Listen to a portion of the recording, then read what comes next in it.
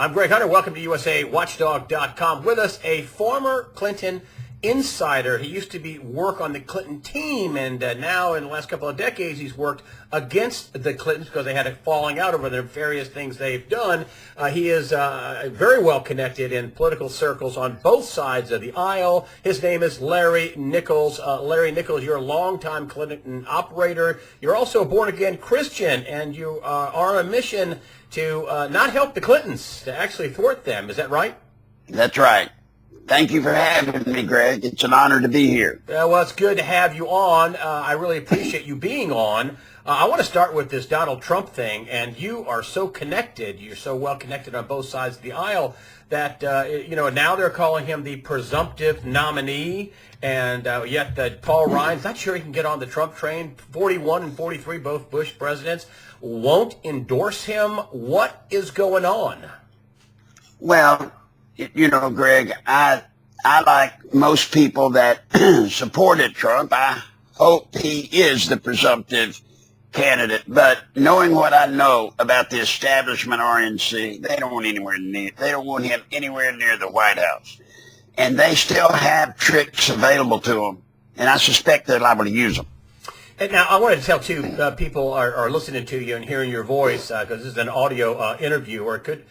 I think this is an audio interview. It may not be because the video may turn up, but I think it's an audio interview. You are fighting lung cancer, and so you have had a hard time with in and out of hospitals every week. So just people should just bear with your voice. But an expert you are on the Clintons, a well-connected person you are, and we want to do politics and finance. And I want to continue with the politics. How the Republicans, the establishment, that I call the criminal crony class, they want to stop Donald Trump. How are they going to try to do that? Well, number one, you got to remember. Now, Greg, remember, the rules with the RNC are up until 6 days before the convention. There really are no rules.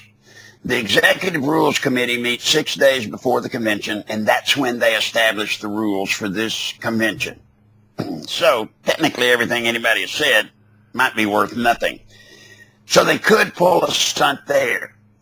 But there's another trick that I'm getting wind of, and that is a third-party run. Now, may I take just a moment to explain something? If a Democrat... Now, I'm just going to, for example purposes, say Hillary's the Democrat, Trump's the Republican. For the Democrat side, if someone were to run a third-party liberal candidate, that candidate would have to achieve 14% of the overall vote to make sure that the Democratic candidate, in this example, Hillary Clinton, could not be elected. 14% is what, like a Bernie Sanders, would have to get. However, on the Republican side, let's say a Ted Cruz, as an example, were running as a third party, conservative.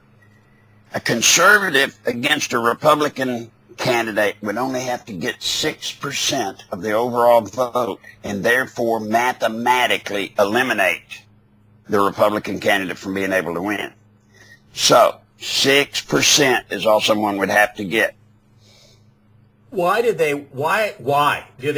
Because Trump's going to break up the criminal crony class that is the Republicans, and actually it is the top senior. I mean, Hillary Clinton is bought and paid for by Wall Street. Do they just want to hang on to the crime? Because that's what we're talking about here. It's not has nothing to do with conservative morals or we're conservative. It has to do with crime, criminality, paychecks, money. That's what it has to do with. Correct?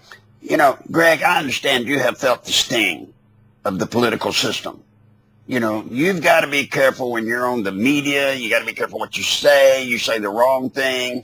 These machines come after you. There is no two-party system in the United States of America. Let's get that straight. There are no two-party systems in the United States. There's one. Part of it is a red team, part of it's a blue team. And what they do is they triangulate you, Greg, into voting. You think you have a choice, but as you know, you only have a choice between the two they give you to choose from. But here comes Trump. Now, Trump doesn't need their money. Trump's not a part of the establishment. He has not come up through the ranks as you're supposed to do in both parties. You've got to start out as a representative, then become a state rep, a state legislator, then you become a congressman, then you get to do all these things and you grow. He didn't. He just jumps in. They don't want that. He'll bust up the system. And he'll not only bust up the system for the Republican Party, he'll bust up the system. And so there are many, Greg, establishment Republicans, I believe, that have even said they would rather vote for Hillary than they had Trump. Now, they claim the reason they'd rather vote for Hillary than Trump is because Trump's such an outlandish candidate and he'll hurt them down ballot. That's not it at all. They must maintain status quo of the system for these power elite people, Greg, to stay where they want to be. Do you think that that you could break this up? I mean, you say you want to raise an army to stop them, and you know how to do it. That's what you have said before on many different interviews. How do you stop them? You were telling people to call in to the RNC and say, hey, anybody with the most votes ought to be the guy who's the candidate. And that seems to have worked. That was one of your ideas, and it seemed to have worked. Now, I know that they can make the rules whatever they want to be 6 days before the convention, but how do you stop this? How do you propel Trump into the White House? Greg, I don't know that I can propel Trump into the White House, but because of my background, I know him. There's a couple of things you need to know about sitting politicians in Washington, D.C., Greg, and you know these, but I'll say them. They don't care about anything. They don't care about you. They don't care about me. They don't care about the people. They don't care about the Constitution. They don't care about the country. They care about one thing, their job. Knowing that, what I did is I organized the people that I could get my hands on, and I said, now, guys, we're going to go at them in a way that hurts. And so we picked three congressmen, the senator went after McCain, David, anyway, I can't remember the names. Anyway, went after three congressmen and John McCain.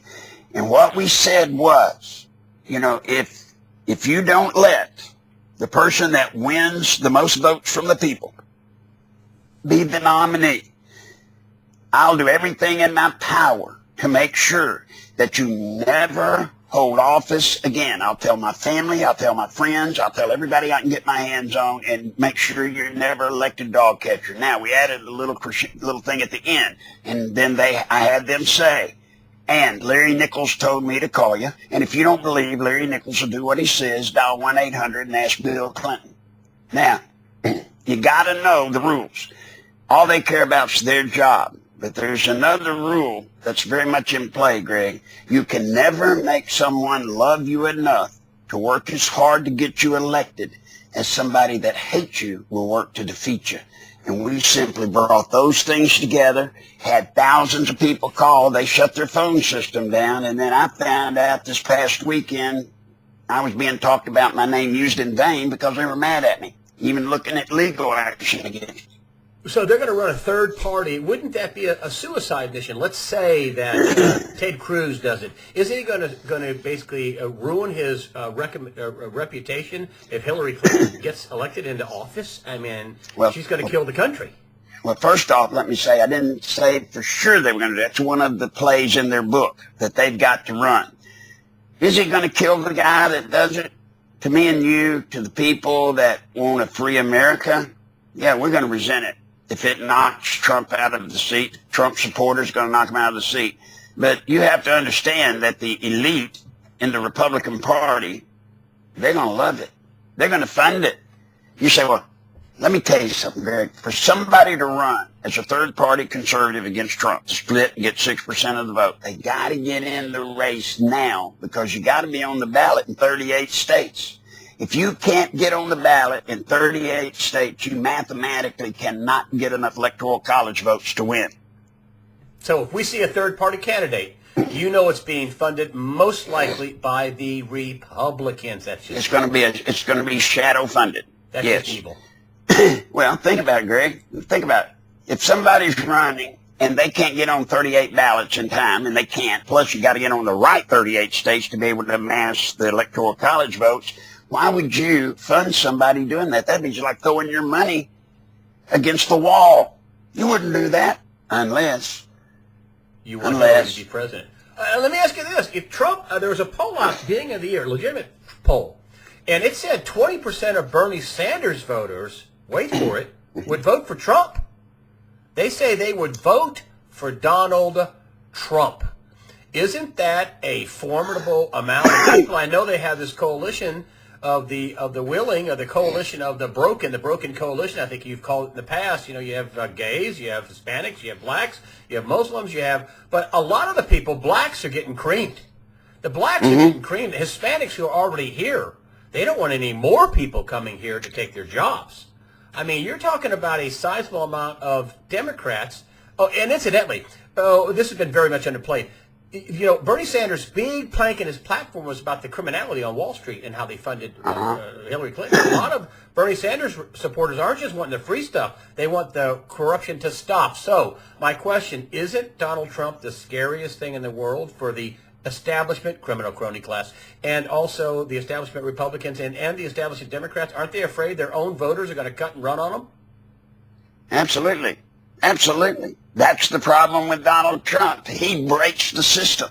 They've always had it rigged because anybody that ran, Greg, they had you beat, buddy. You may be a Donald Trump, have the right ideas, be even better at presenting yourself, but you don't have any money. You got to go and raise money to get in the race. Well, all of the funds will be dried up. You won't get them, so you're out. They've never had to worry about it. But here comes a Donald Trump. He doesn't need their money. He goes and he runs and he does it on his own. Now, Bernie Sanders voters switching and coming over and voting for Trump never happened.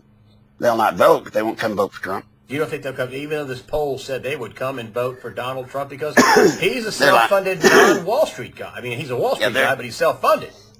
The people that are saying that are protesters generally. They like to run their mouths, make big issues, and sound great. They won't go out and vote for him. They're not going to cross over and vote for Donald Trump. They're not. But let me tell you the bad side. How many people out of all the people that have voted in the Republican Party primary, what percent of that group do you believe will vote for Trump? That voted for somebody else? It should be 100% because the downside is going to be, you know, the lesser of two evils. And Hillary Clinton is she'll take guns, she'll double down on Obamacare, she'll get us maybe into a bigger war than Trump. She saw how well she did with Libya and Syria and Egypt and, you know, disaster, right? So right. I don't know. I would say 80%, 90%. They need 100 though. You'd be dreaming. There'll probably be 60, 70% of the people that voted in the Republican primary.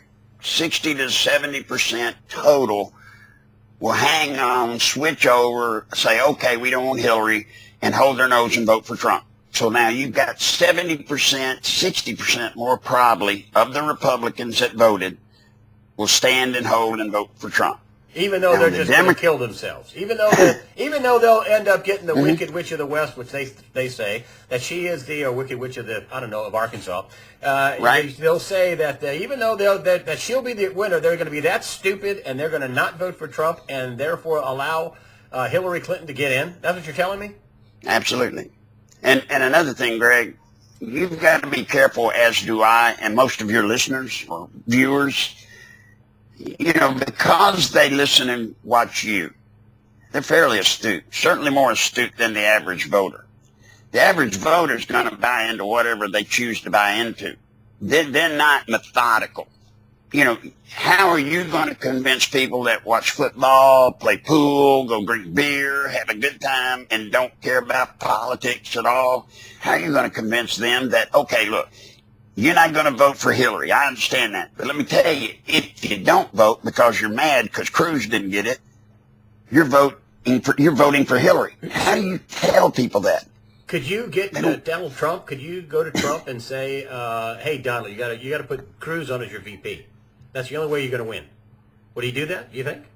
Never. Why? Never. He won't do it. Why? I don't think Cruz would take it. I think they have severed the tie between each other. I think they hit blows with each other.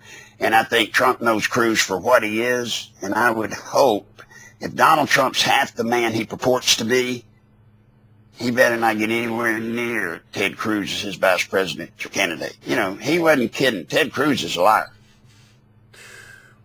I want to get in a little bit more with Hillary Clinton. I have said that she'll be indicted, and I'm probably going to eat my hat on that one. I'm going to eat it on that one. You're a Clinton insider. You're a very well connected person, and you say not only do the Democrats not want her indicted, the Republicans. You've talked to Republicans. You told me this in the pre-interview.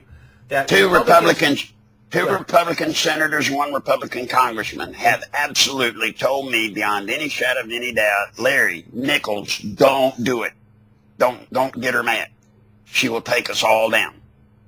And you think that she has enough dirt on not only the Obamas, but also the Republicans to take them down? Hillary has the FBI raw data files on every member of Congress, both Senate and House. She has every staffer, every pundit. She's got every news person. She's got every PAC. She's got every lobbyist. When Hillary goes, she will take it all with them. And Hillary is mean enough, and they know it, to do it. That's why she's not been indicted so far. Here's another theory that I've had, that Obama wouldn't trust her, that she would come after Obama if she got into office, and there's no way Obama is going to allow her to have the FBI, the Justice Department, the IRS, and interrupt his post. They hate each other, and there's no way he's going to allow her not to at least the stink on her leak out. What do you say? There will be no battle between Obama and Hillary. Why? Each one can take the other one down. This is like the Russians and the U.S. It's a mutually assured destruction. Guaranteed. You know, both of them just on Benghazi, and that's just one we all know about. Both of them are liable criminally. I believe, can't prove in the court of law, but I believe both of them are criminally liable on their actions or misactions in Benghazi. That's just one.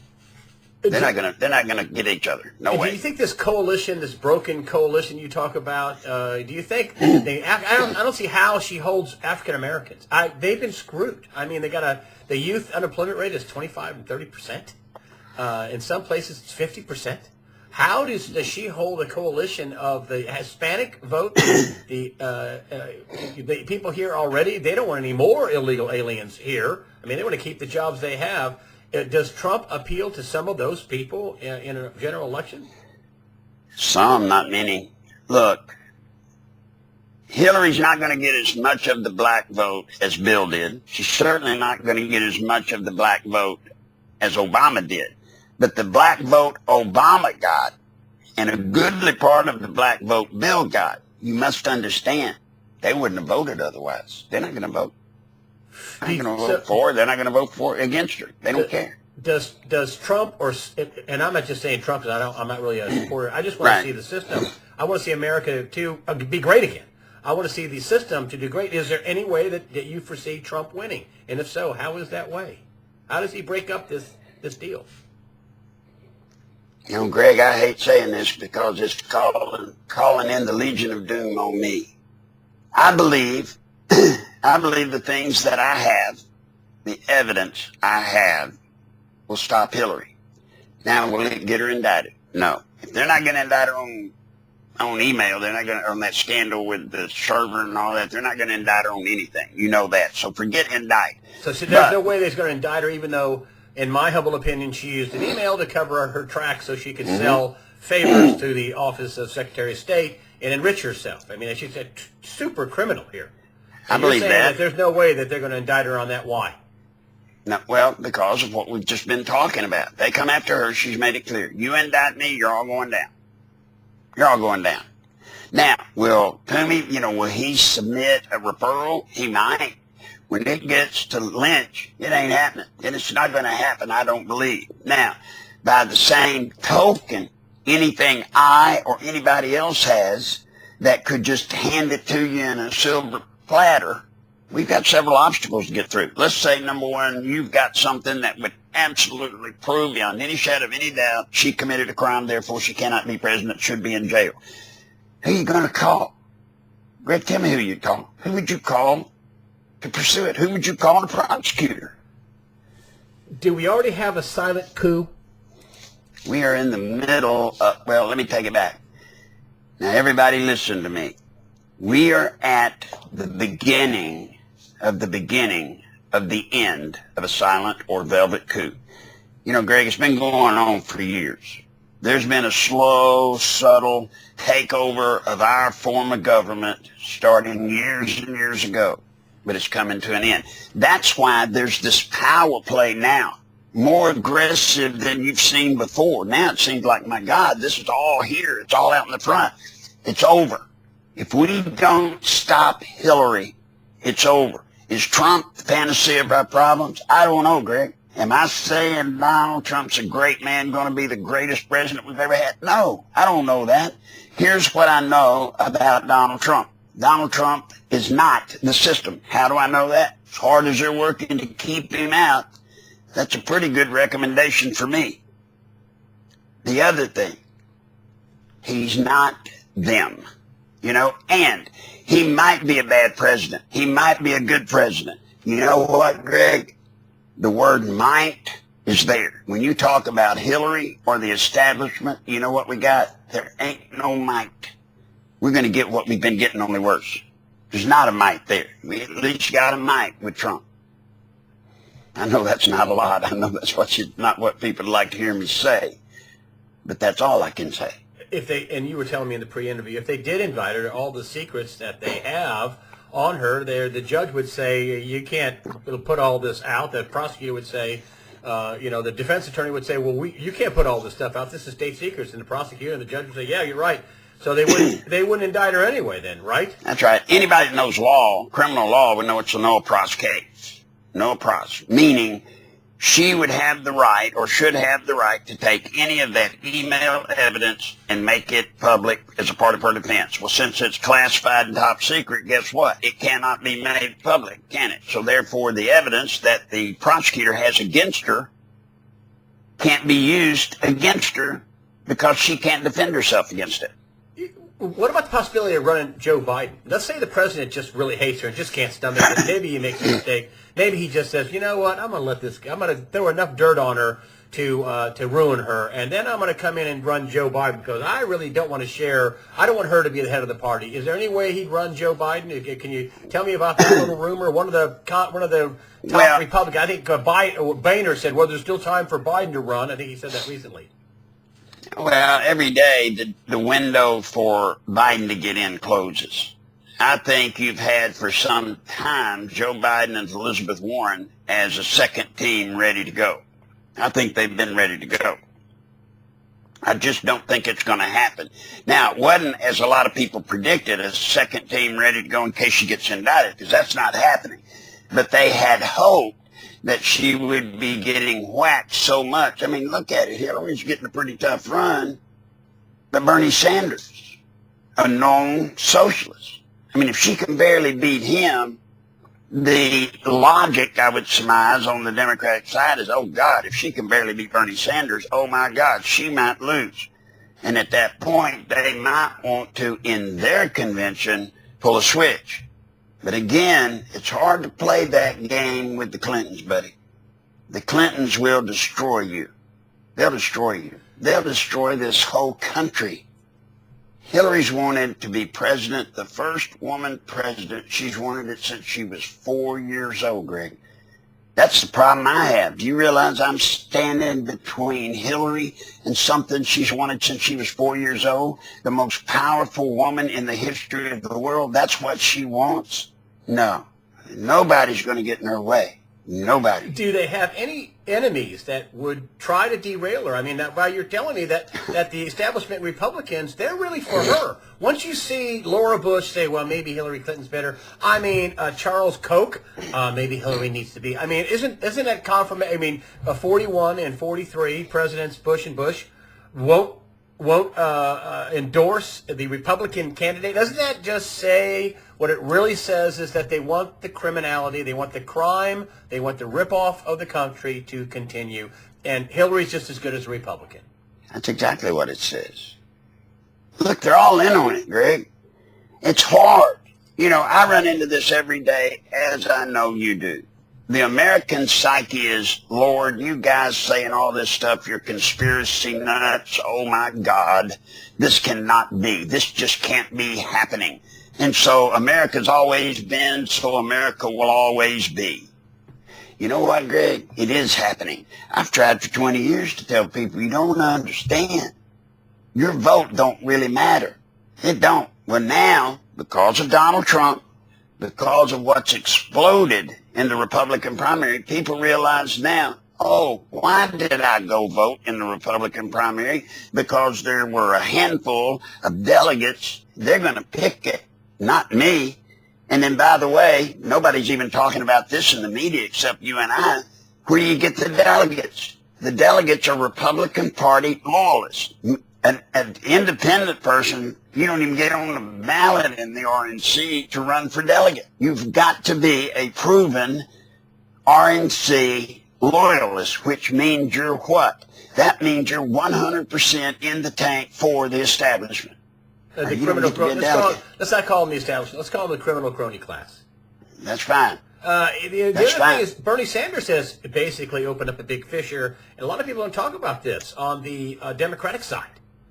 And that, he's out saying it's rigged. If it wasn't for these super delegates, you have, actually 300 or so actual delegate lead on him. She only has a few million votes more than him, with all the political machinery of the Democratic Party totally behind her. I think he's got 39 or 40 super delegates, which is a total scam. I mean, then you hear, well, those are the rules. The rules are a scam. That's right. I mean, hasn't he opened that up on the Democratic side, that basically both parties are a scam? Both of them are. The Republicans have the delegate scam, right? They got the little trick there. Go vote, think you're doing your civic duty, get all fired up, get out there, vote for your person. And then the reality is your vote don't count. They'll decide who they're going to pick. Then you've got the Democrats, their little trick scam is, oh, by the way, we got 475 superdelegates. Well, who are superdelegates? Oh, they're sitting politician Democrats. So, it's rigged. You can't get it any more rigged. I get amazed. We're going over in the Middle East. We're trying to teach them how to set up a government that's legitimate and all this. Look at ours. I want to switch gears here. Hold on.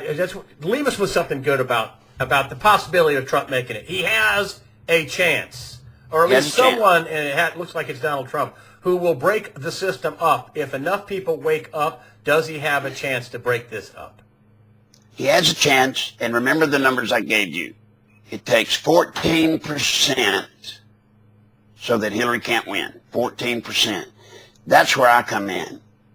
And not just me, by the way. I would assume there are others like me that might be holding something that can do significant damage. The way I will play it when she gets the nomination, Greg, and I'll be glad to do it with you and several others, I'll break stuff that nobody knows about, but they're gonna. And my job is not to put her in jail, because that ain't happening. My job is to take millions of dollars out of her campaign that she was planning to spend to smear Trump or whoever she's running against. Take millions of dollars, like I did Bill. Take millions of dollars out of her campaign coffer and think about it. All I gotta do is take 14% of her votes away, or take enough to get 14% off of her. That's all I gotta do. That's all I have to do. That's victory.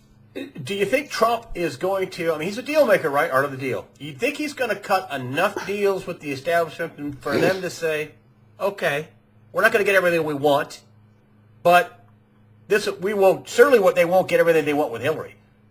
Do you think he can cut a deal enough to get enough of the establishment, criminal crony class, behind him, and then at least he can have 4 years of trying to make America great again, as he says?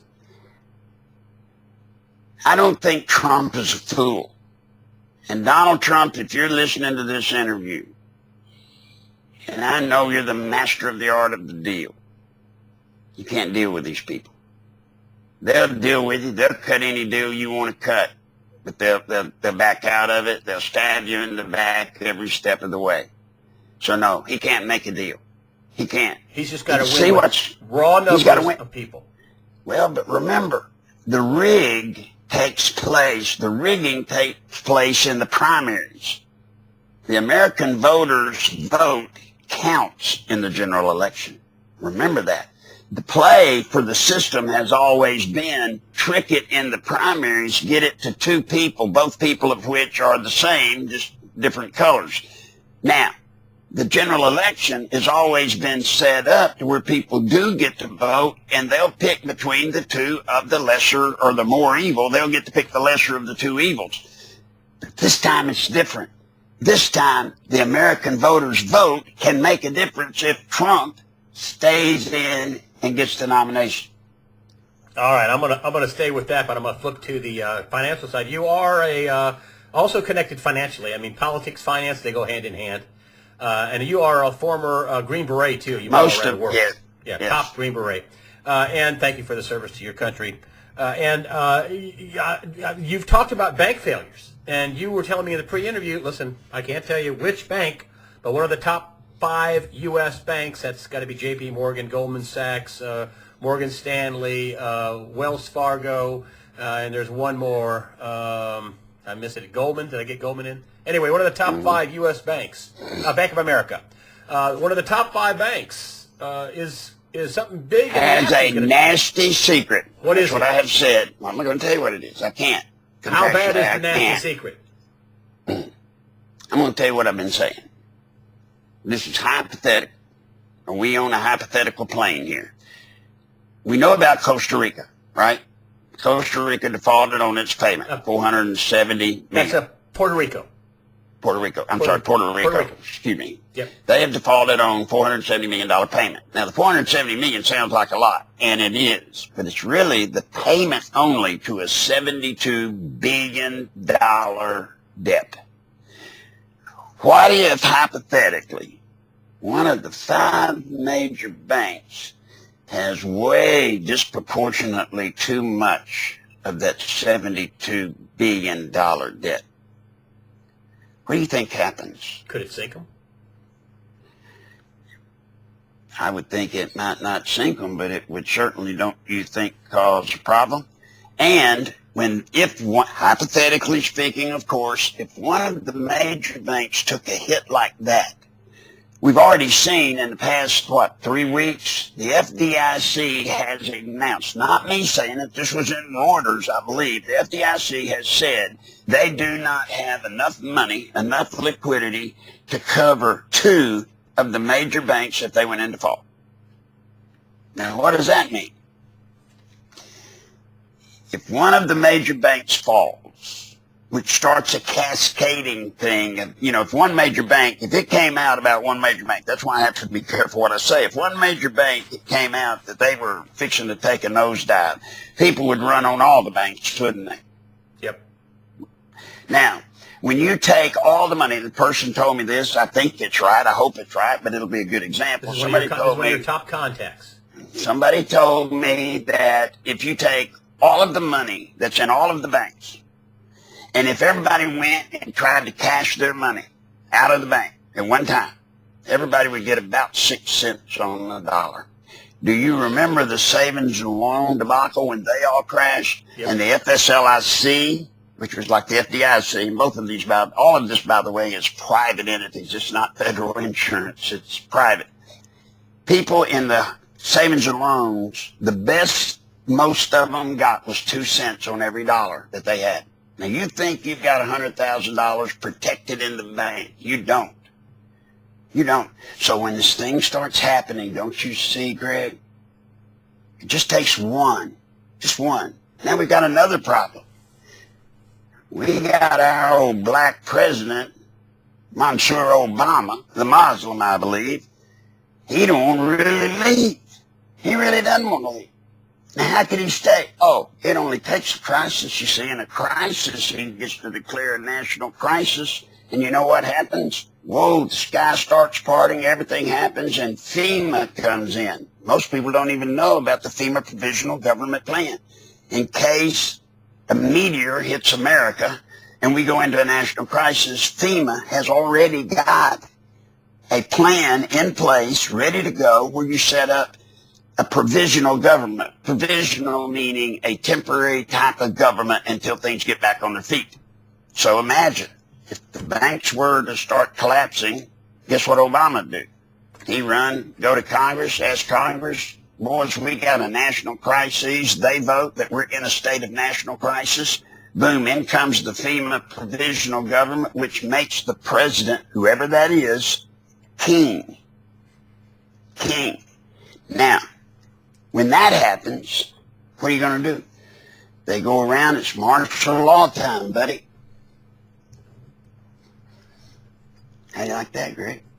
You see, are they going to be able to take everybody's seat. guns without anybody shooting? Do you think that the America would rise up surely at that point, or are they just going to be so stupid, dumbed down, and, oh, okay, yeah, here's all of our guns. Yeah, put us in a camp and fry us and cut our heads off with a guillotine. Greg, let me tell you, people need to know this, and they need to hear it from me. I can take 20 minutes, not that I would for the media, for the government that's listening and they love to prosecute me. So I'm not saying anything that I'm going to do, so don't think that. But I've seen it in other countries. I could take 20 men, trained men, and go into a city like Little Rock, Arkansas, and in a matter of a month have the city of Little Rock, Arkansas begging the federal government to bring in troops to protect them and keep them safe. In your neighborhood, if people in gangs were coming into your neighborhood every night firing randomly guns into your homes, killing your children and killing people that are in the home, what do you think you do? You call up your local police, and police say, gosh, we can't do anything. They got us outnumbered, outgunned. And then you go to your governor, the governor would say, well, I can call in the governor.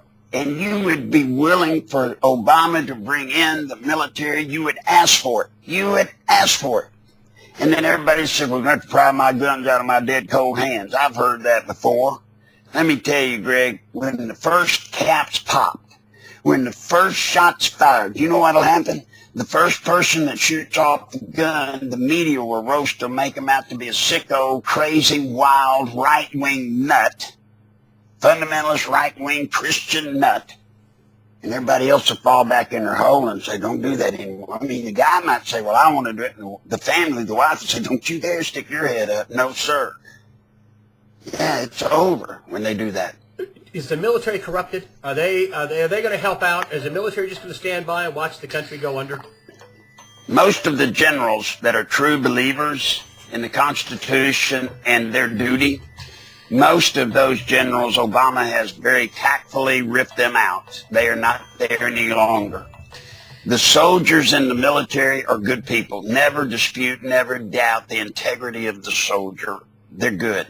They're strong. They're American. They're more American than any of us here today. They're out risking their life for us. But the generals, the leadership, yeah, it's corrupted. It's corrupted. Ask some of the generals that were forced to retire. Why were they forced to retire? It wasn't because they did a bad job. It's because they came out against the president. Now, Obama goes and plays a dirty trick by putting the queers into the military. You know what? That hurt the ranks of the military. A lot of people got out. Green Berets are not going to trade in their Green Beret for a pink one. They're not, Greg. We're in trouble. And you don't think the military, that nobody's going to come in and step up, or nobody's going to rise up and frag the officers, or nobody's coming to America's defense, but the military's just going to sit there and watch us being taken over? Is that what we got? The FBI is just going to crawl in their hose and say, jawohl, Achtung. Is that what they're going to do? Because that's what it looks like to me. Let me tell you. When it gets to that, we've lost. If we want to prevent that day from coming, because when that day comes, there's going to be a lot of soldiers stand up.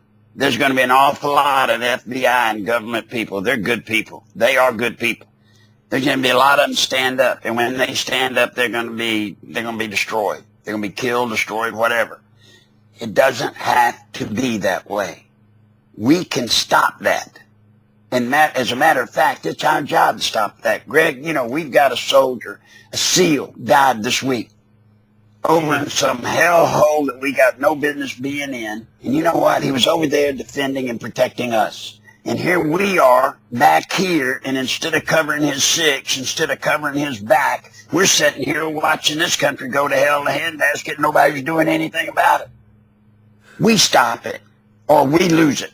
What about the? I'm gonna spread out here because I don't want the interview to go on too long. But what about Iran saying that they want to close the Strait of Hormuz to U.S. ships? They're rattling sabers. Russia is flying past our ships, flying doing barrel rolls under our reconnaissance aircraft. China has nuclear subs off the coast of the U.S. What's that all about? Is that about the currency? About a collapse? About something like that? That is Russia proving to the world that America don't exist no more militarily. Don't be afraid of America, Russia is saying. Iran is saying what's his name, Minashot or whatever you call him. He said America's sword is rusty, meaning we're not the America anymore that has the big stick that can walk around. So when Iran says we're going to close the strait, Iran is saying to the rest of the world, hey, we're not afraid of America anymore, don't you be. Russia's saying they're not the military power. We are. We are.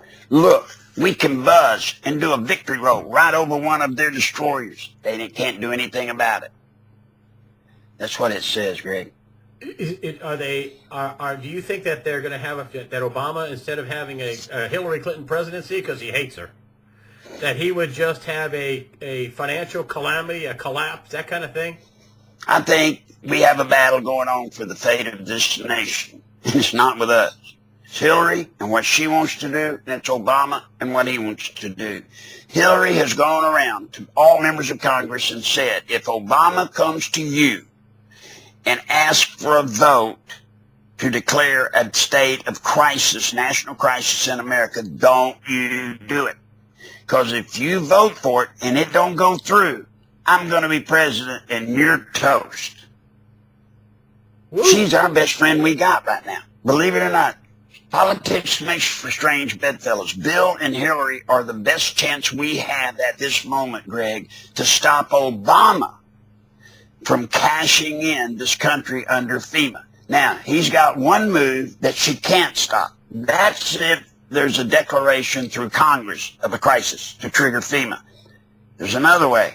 What if the Muslims have another 9/11 or a bunch of 9/11s or a bunch of smaller soft target hits? He wants to bring now in 10,000 before September? 9/11. Think about that. Why would Obama, knowing that 9/11 is a precious day in American history, isn't it? I mean, Americans understand the day 9/11. Yet he comes out and says, I'll bring 10,000 more Muslims in before, by 9/11. Why didn't he say by September 1st? Why didn't he say by September 30th? Why did he hit that sore spot? He also said in the White House press dinner, which is a scam.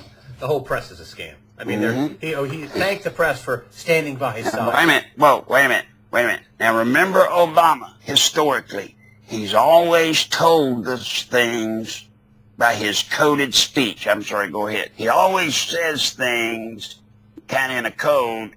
It's almost as though he has so little respect for us. Look at me. I can flaunt it. I can throw it out there and say it, and they won't even get it. But he said that might be the last White House Correspondents' Dinner. Then right after that, he said the end of the Republic never looked so good.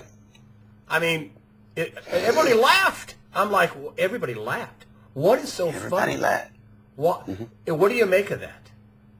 I make it just what I told you. He's forecasting. He is telling you ahead of time what he's planning or trying to do. Didn't they say we're going to, fundamentally change America? We're going to change the culture, change the history, change this. Well, everybody laughed and thought that was nothing then, huh? Well, it turns out he told ahead of time what was going on, didn't he? Look, these people are sinister. And Obama's worse than sinister because Obama is so arrogant. He has such control, he believes, over the English language and the American people that he can flaunt it. He can tell us in advance what he's going to do, and we're not smart enough to get it. Do you think we'll have an economic collapse before the election? Because if we have an election, you're saying that there's a good chance that either way, that Obama's not going to like either one of these people. He's not going to like Bill Clinton and Hillary Clinton, the dual presidency, and he's not going to surely like Donald Trump. Are you saying that he may just turn the table over and force a financial collapse? I think it would not bother him at all if there was a financial collapse. And I think you can look at the meetings he and Joe Biden have been. When have you ever seen prior to 2 or 3 weeks ago when the president and the vice president both went to a meeting with the Federal Reserve, and in that meeting they discussed, and it was made public in Reuters, they discussed, gosh, the collapse of the economy and martial law. When have you ever seen that before, Greg? You think martial law and collapse of the economy and martial law? If martial law we brought about by the collapse of the economy. That's right. Think about it. When have you seen stuff like this? You've never seen that. And I'll tell you another little trick. You're not supposed to have the president and the vice president away from the White House together in one place where somebody could theoretically go in and bomb it and kill them both. That happened. Look, I can show you the Reuters article. Don't believe me, Greg. Look at the article. Read it. How do people protect themselves? I mean, we had this Deutsche Bank admitting to rigging the gold and silver market and fingering HSBC and Bank of Nova Scotia, which are all primary dealers in treasuries. So it's huge. If you're a primary dealer, you're in the Federal Reserve System. What do you make of the rigging of the gold and silver, and why did this come out, and what do you suppose will happen with gold and silver in the future? All right, let me ask you something. Do you have a sponsor for your program or your network that's a gold company? I do. Okay, then I won't say that. Let's talk about this. No. Go ahead. Say it. I want you to say what you want to say. I don't want to cause you trouble, and what I'm saying is hypothetical, so don't anybody. I'm not a financial advisor. You know that, Greg. I have no right, no way. I'm just telling you this. In our hypothetical scenario, which if one bank falls because of Puerto Rico, the others, obviously, we can look for a terrible time. There's 3 things that happen in a coup. You know them. What are they? Nationalization of the banks, right? Negative rates. Negative interest rates and repatriation. Now, folks, nationalization of the bank is when the federal government comes in and takes over the banks. They take over control. We say that can happen. Oh, I'm sorry, they just took over health care. They've taken over with Common Core education. Think about it. Negative interest rate. People are jumping. I heard a guy the other day. Well, as a matter of fact, a caller called me and said, hey, does that mean should I wait about refinancing my house until the negative interest rates? I said, buddy, your house payment's not going to go down. It's not going to go. Well, but if the negative interest rate, then I won't be paying any interest. No, negative interest, folks, means they're going to charge you money to keep your money. And then the third and the final thing is repatriation of your money, which means the government takes your money. Now you say, well, that can't happen. Ask the people in Greece. Still today in Greece, they can only take $67 a week out of their account. If you got $10 million in your account, you can only get out $67 a week, period. And what does it have Look to do at with Puerto Rico. I hear people all the time say gold, gold, silver, silver, silver. All right, you got a gold bar, right? Let's say you got a gold bar, and it's worth $1,200. Or gold. Let's say for a you gold to buy coin. local. Let's say an American Eagle. You got a gold coin, and let's say it's worth $1,200. I'm picking a number, $1,000, whatever. Go back, and you want to buy a loaf of bread. Now, the economy has gone through this hit that I'm telling you about. How you going to buy a loaf of bread with that gold coin, Greg? Maybe you have silver coins. All right, how you going to buy a loaf of bread with that silver coin that's worth, say, $400? So you wouldn't have gold and silver. You don't think gold and silver is going to help anybody? No, because what have you got to do? You've got to convert that gold and silver into what? Cash. Cash is king when this thing tanks. Cash will be king. Unless they pull off what they're trying to do, which they're talking about every day now, which is converting us to a cashless society, do away with currency, period, and everything is digital. Now, when that happens, we're done. They can push a button, Greg, and you got no money. You got no money. None.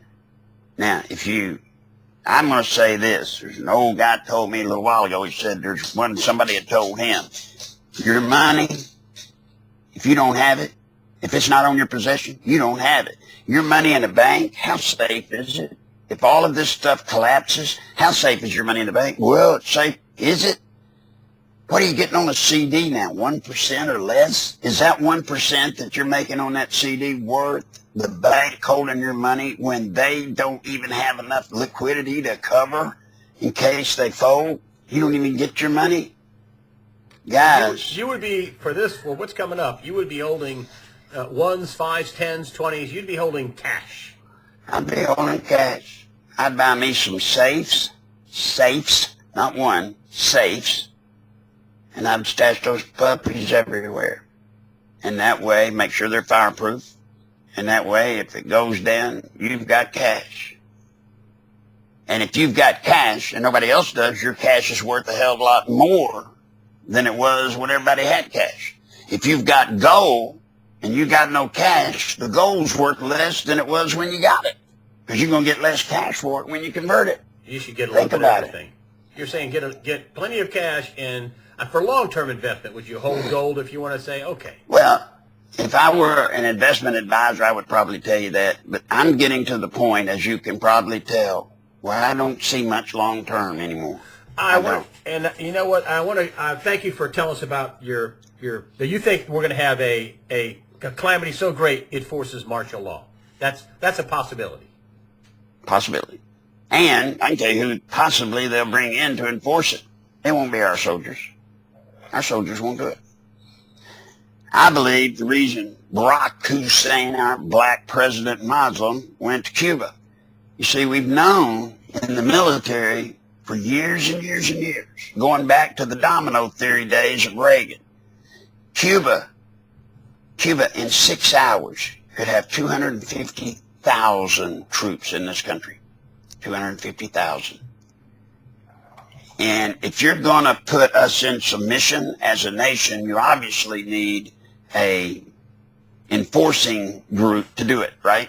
And if you can't trust the military, what are you going to do? We've got, I've always heard people say, well, they're bringing in Russians, you're bringing in Chinese. No, they're not. They're not going to do that because you can't trust them. Hell, China owns us. Russia wants to. So what do? You just find you a country that's got a bunch of loose soldiers that you can bring in on the cheap and will do what you say. And you, go ahead. You fighting cancer. You have to get donations to help fund your treatments. Tell me about that you have to do this, otherwise you're going to die. Well, Greg, that's a touchy subject for me. I don't like doing that. I worry every time I open my mouth and ask somebody to help me that they'll say, oh, he's just doing this for money. I'm not doing it for money. I'm just telling the truth. You want me to keep coming on the air? You want me to keep talking? I got to be able to breathe to do it. Now, you've seen me earlier today. When you see me in my true form, I'm all wired up, patched up, stuck together. And, Greg, how do I do that? How do I...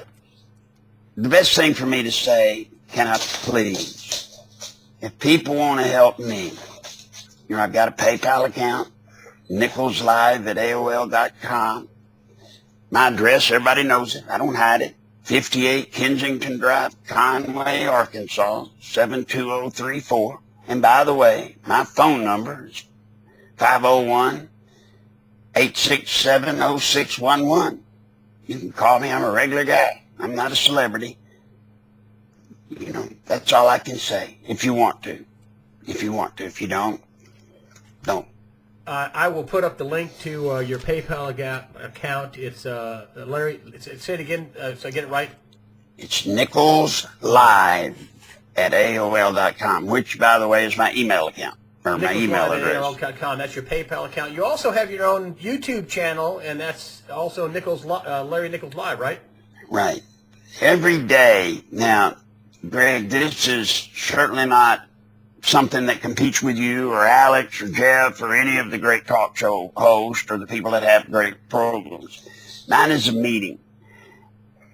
I'm raising an army of people that will do what we just did to help stop the RNC, to let them know that, you go playing tricks and do this stuff, we'll vote you out. I'm trying to raise an army. I'm trying to teach people every day the little things that are going on, things that I know. It's a meeting. and people can go there every day. Now, it's up on YouTube now, and they can go to Larry Nichols Live on YouTube and see the program from the day before. That's my bulldog. He's letting me know I need to. Yeah. Well, Larry Nichols, I got to say thank you so much for joining us today on USAWatchdog.com. And for everybody out there, I'll put the links up for your PayPal account and Larry Nichols Live. And also you have a Facebook page as well, correct? That's Larry Nichols, Conway, Arkansas. Go there, and I try to get stuff posted so that articles that I think are significant, they're there. And then you can also, people can contact you and get a hold of you and get your email and all that on your Facebook page too. Yes, sir. Larry and Greg, Nichols, thank you. Thank you for letting me come on, buddy, and I hope we do it again. Well, we will do it again, and hopefully, it'll go smoother. I've had a lot of problems with this one, but listen, just so people know, there was no quid pro quo here. There was no, well, I'll come on, Greg, if you pitch that I need some help and I'm, battling with cancer. None of that, folks. Just to let you know, I wanted him to talk about it. I've seen him in person. I've talked to him on Skype. I've seen him on other shows. He's battling cancer, and he's trying to atone for what he did for the Clintons decades ago, but he's trying to help America, I believe. And Larry Nichols, I thank you for helping us understand what's going on politically and financially. Larry Nichols, thank you for joining us today on USAWatchdog.com. You bet. Thank you.